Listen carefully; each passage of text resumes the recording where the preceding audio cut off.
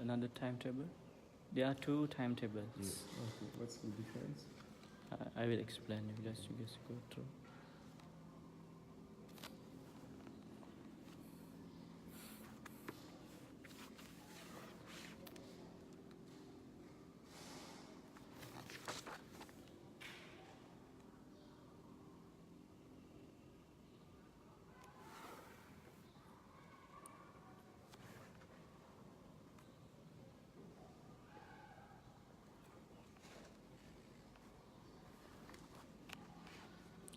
Okay.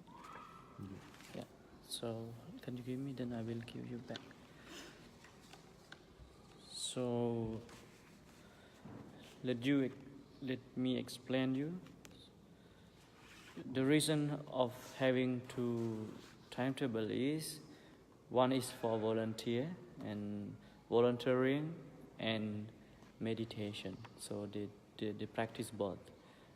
While they are a volunteer, they also practice meditation. So that's why they wake up around 5 and getting ready for meditation, and then from 6 to 7 breakfast, and help cleaning. They have to clean, doing dishes, you see the dining hall, and then walking meditation, and then rest and reading.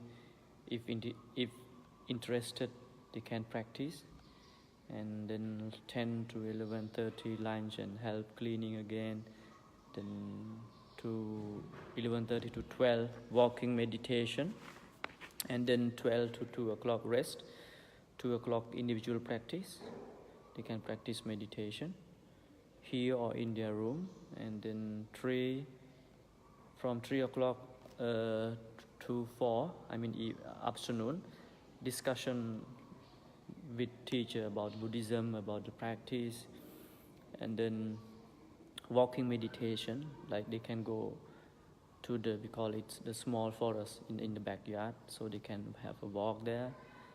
And then 6:30 they can have a rest, and some volunteers, they want to have dinner, but here we do not allow.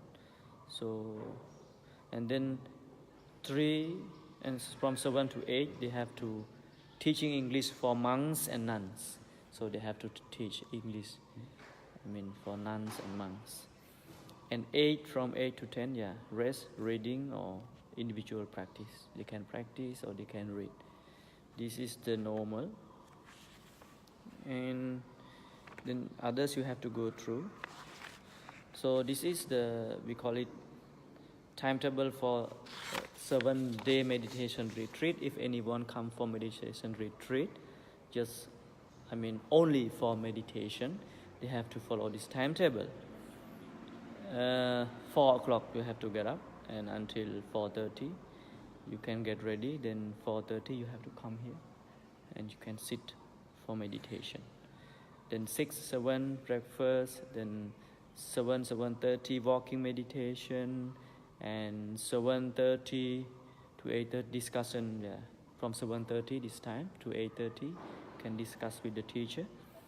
And then 8:30 to 9 you have to walking meditation, and 9 to 10 sitting meditation, so 1 hour.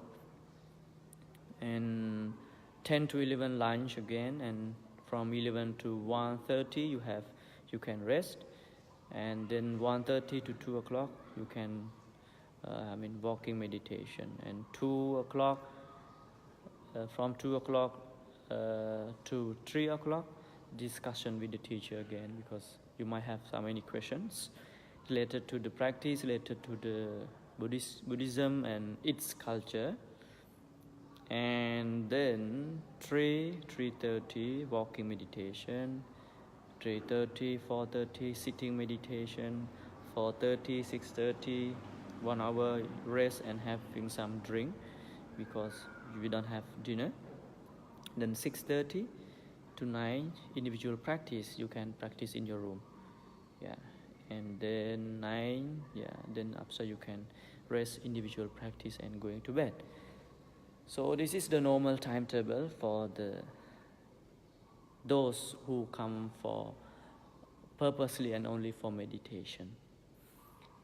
And any question about this? So we will have to choose between one of the two timetables for the doing of our stay? No, it depends on your purpose. Okay. If you just come and just to learn meditation and helping, as I said, because there will be a different group. Some people, they come to volunteer, like they want to teach, they want to help, then to render social services to teach the kids. So this is for them. But I think you for meditation, so then you have to follow the meditation timetable. So you don't need to teach, you don't need to clean anything. Just follow the timetable for meditation.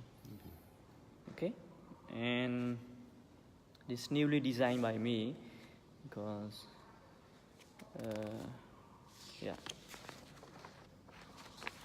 Okay, and timetable can be changed corresponding to the different circumstances. So you can read and we can discuss it maybe tonight, because I'm going to Phnom Penh. As I told you, I will come back at night. So any questions we can discuss again, maybe in the evening. Okay.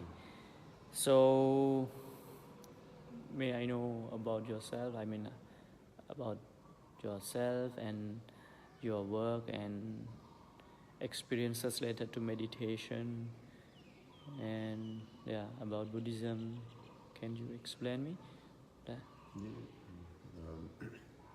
So I'm 22. Uh-huh. In France, we are doing like the same study. We are in university studying data science, computer science, Mm-hmm. and we work in France, and we like for this summer doing an internship in data science in Singapore, and so we have like vacation, so we took this time to go in to study meditation, and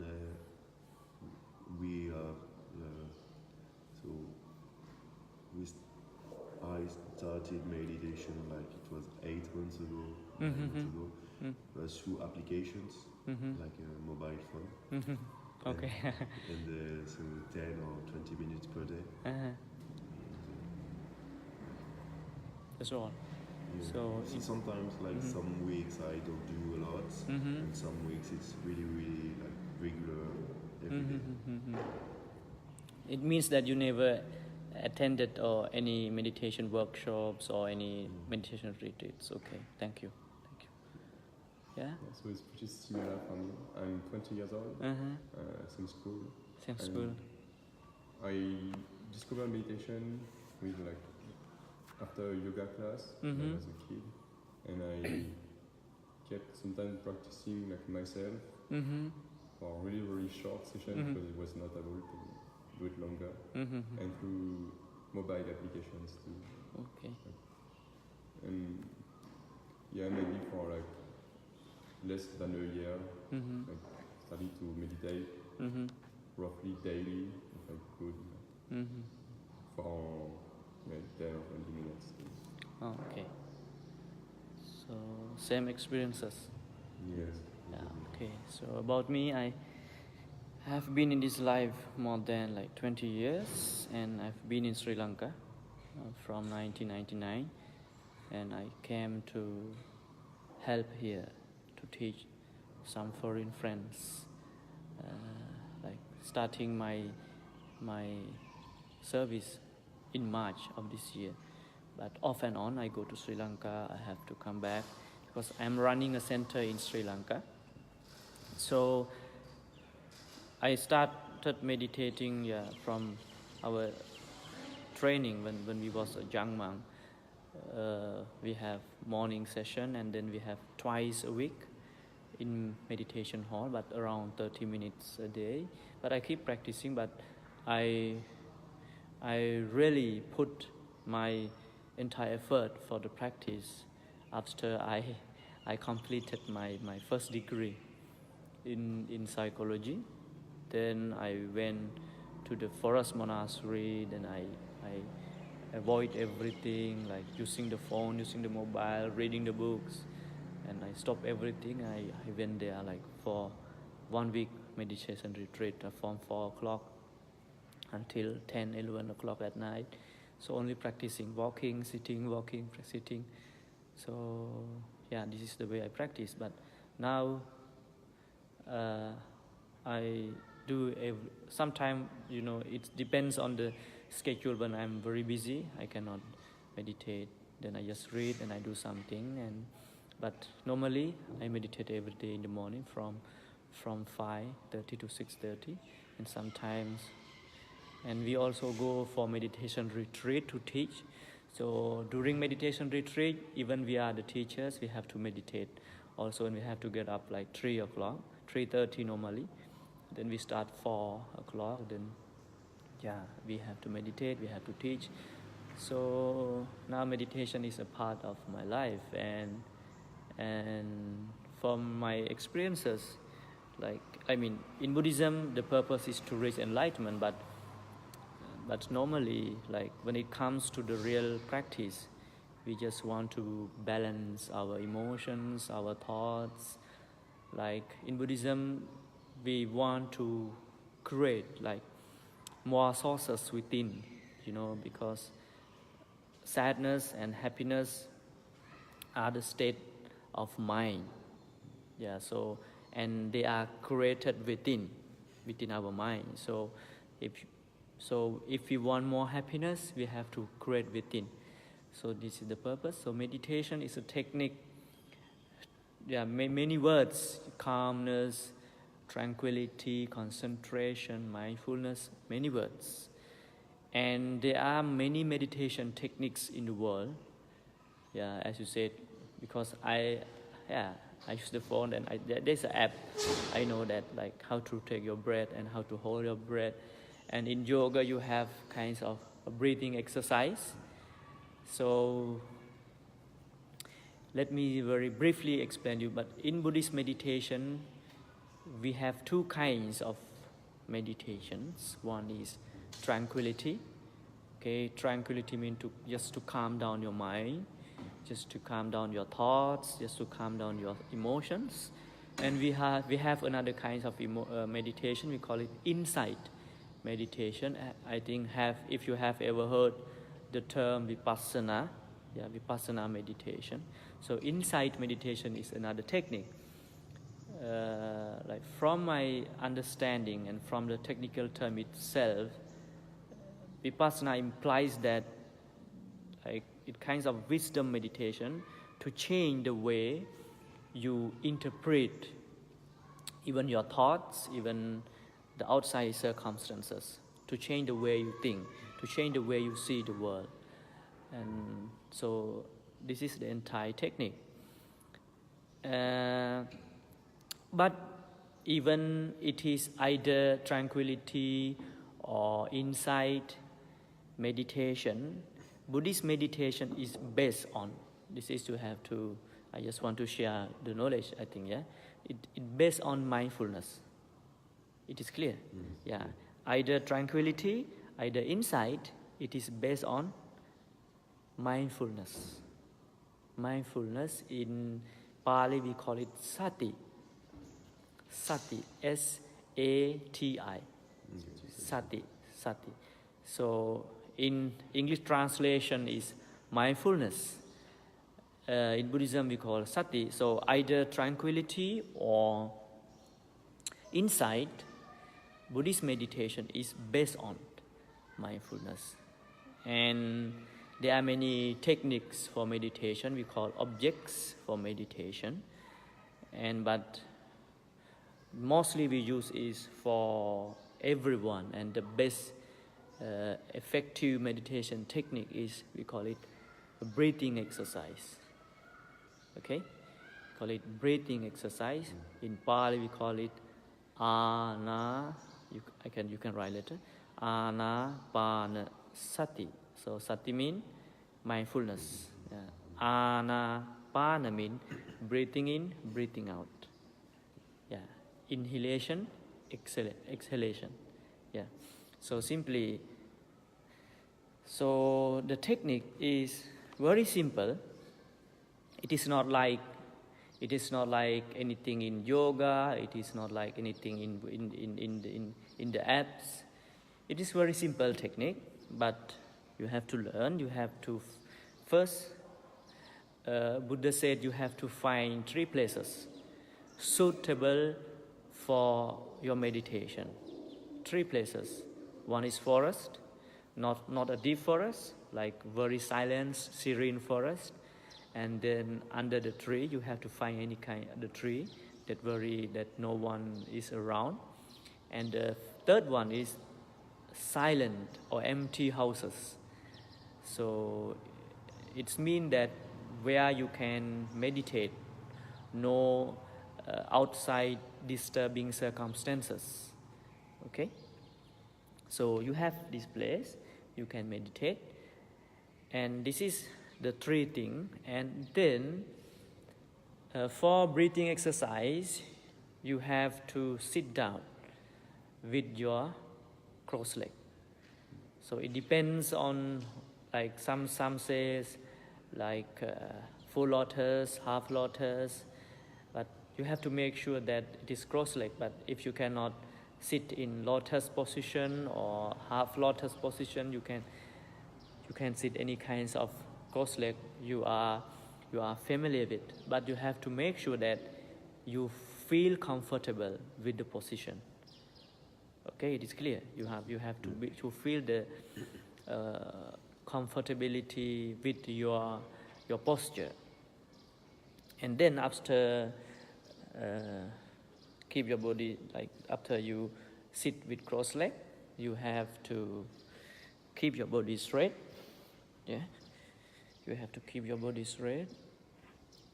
Yeah, you have to keep your body straight. And you have, I think you have everything. You have, yeah, some they use here we use you have to put your right hand, yeah, on the left hand. Just put it like this. Yeah, put it like this. Okay. And then, you have to make sure that you have to keep your body straight. And the reason, scientifically, you know that, I think because you are medical students, yeah? Computer. So I'm sorry. So like, you can check. Because the reason is because it's, when your body is straight, it helps you in breathing in, breathing out. You know, if you like this, you can sit, but it will block you. You will get pain somewhere. If you sit like this, not good. If you sit like this, also not good. Because, you know, it blocks the blood circulation, even your breath. That's why we have to be straight. And the spinal cord, yeah, must be straight. The reason is, scientifically, there's a link between the spinal cord and the brain. So it will help you to be more alert, to be mindful. That's why sitting position is very important. So after sitting, and you have to focus on your breath. You have to focus on your breath. So before I explain that, it is very simple technique. You have to remember that you are just an observer of your breath. You just observe and know. Can you remember the term? Observing it and know it. Observing means here, and knowing here means you are not supposed to create any breath, any artificial breath. Like in yoga, you have to create like that, or sometimes you have to block your breath. Here, no. You are not supposed to even control your breath. Controlling, no. And no pushing, no blocking your breath. You just simply determine, you let it be. Let it be the way it is. Let it be. Okay? And you have to remember your role. Your role is, it means that your mind your mind. The breath is the object of meditation. So the breath is the object of your meditation, and it is the object for you to focus, to pay attention. And while in focusing, paying attention, what you are doing is you have to remember your role of your own mind. You are observing it. You are just observing it. If it is long, like this, okay, it is long. When it is short, it is okay. So simply, you have to remember the term observing and knowing. No any identification, no any judgment at all. No any judgment. It is good breath, it is bad breath, you just know it is a breath. Either it's long, either it's short, okay, they are just breath. Okay, so you are just the observer. You just observe it. And through observing, and as I said, no judgment, no any identification. It means no bad, no good for you. It's just a breath for you. Breathing in, breathing out. So while you are focusing on your breath, thoughts, emotions, memories, either it may be past or future, or you have any plan or any incidents happen in your life, then it will arise. It will arise, coming like this. So what you have to do is, you have to also be aware. It means that you just observe them. When it arises, no any reaction, no any anger, no any frustration. You just stay calm. Okay, you arise. And then you are not supposed to control your thoughts or control emotions or pushing your emotion. Okay, you must stop. I want to calm. I want to be calm. I don't want you to arise. I don't want you to appear. No, you are not to do that. Like, you just let it be. You focusing on your breath. Breathing in, breathing out. It's alright. Okay, bring your mind back. Breathing in, breathing out. You will see your thoughts. Okay, bring it back. Breathing in, breathing out. Like, keep doing like this.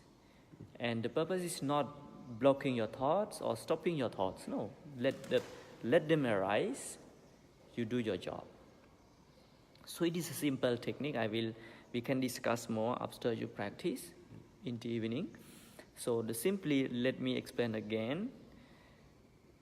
You have to sit down very comfortably and keep your body straight, and then you have to focus on your breath. Okay? Then I will teach you. So this is the technique. This is the technique. Okay? Just observe your breath, know your breath. Any kinds of breath you will experience, it doesn't matter. They are just a breath. It might long breath, it might short breath, it might calm breath, or any kinds of your body you will feel the pain. It's okay. Anything happen at that moment, you try not to react. It is clear. Mm-hmm. You train your mind, you train your body not to react. Okay, so this is the technique. And any question before we start the technique? It is clear. Yeah, one question. Yeah.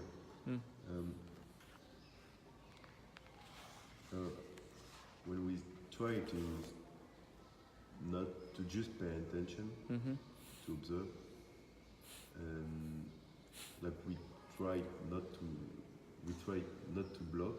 We try not to push it, control. But while doing that, we stop breathing, we just it feels like no breathing at all. Yeah, because I know. To Okay. avoid it, not to create it. Yeah. Stop breathing. We just wait and. Yeah, correct. One more day. One more day. More day. Ở đây.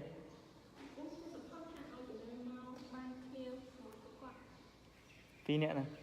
Nè ơi. Cùi một cái đây.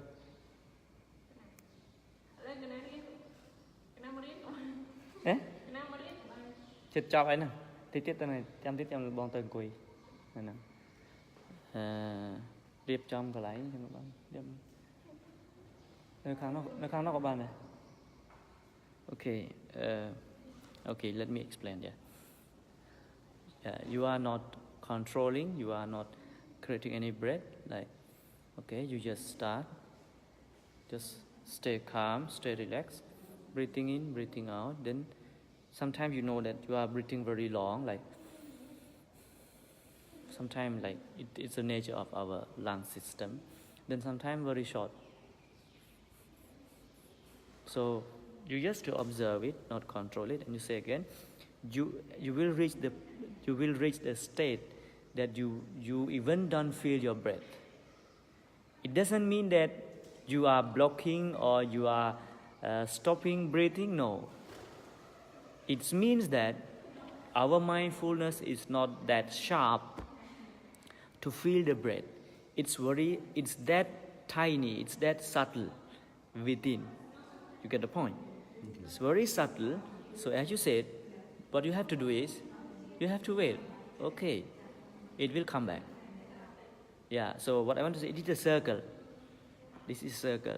That is why Buddhism said everything is impermanent. Like it keeps changing. Long breath, short breath, subtle one, then no breath, then coming again, long breath, short breath, like it's a circle. So when you understand that nature, we just observer. Okay, I'm observer. You try to find that breath. Yeah? It is clear? Okay, so we can start now. Then because I can be with you until 8:30 now. And I ask these two girls, like this, she's a nun, another one, to come and sit. Yeah. Okay. Yeah. And this evening I will teach you more. I bring a book. And because I want to share with you, this is the original scripture of the great discourse on foundation of mindfulness. So there are many books written, even in Sri Lanka, even in Burma, based on this discourse. Okay. They might write a lot of books, but the foundation is from this. And who wrote it? This one from the sermon from the Buddha. Okay. It's originally from the Buddha, so translated by Bhikkhu, not Bhikkhu, like I think Mautris Walsh. Yeah. Okay. So what I want to say, I want to share with you because not to let ourselves, be confused by different books. Books are okay, but the technique is the same, either in Sri Lanka, even either in Cambodia, even either in Burma, Thailand. You follow the same technique, but might be different ways of explanation. Okay, so because I want to, so in evening I will share more because, and you can prepare any question and we can talk because I'm going to Sri Lanka for 5 days, but I will come back. So during 5 days, you just practice, and there is some teacher looking after you. Okay. Yeah. Do they speak English well, or not that well, but they at least they can communicate, and during these days, you just practice. Yeah. And then, okay, I want to share with you the walking meditation.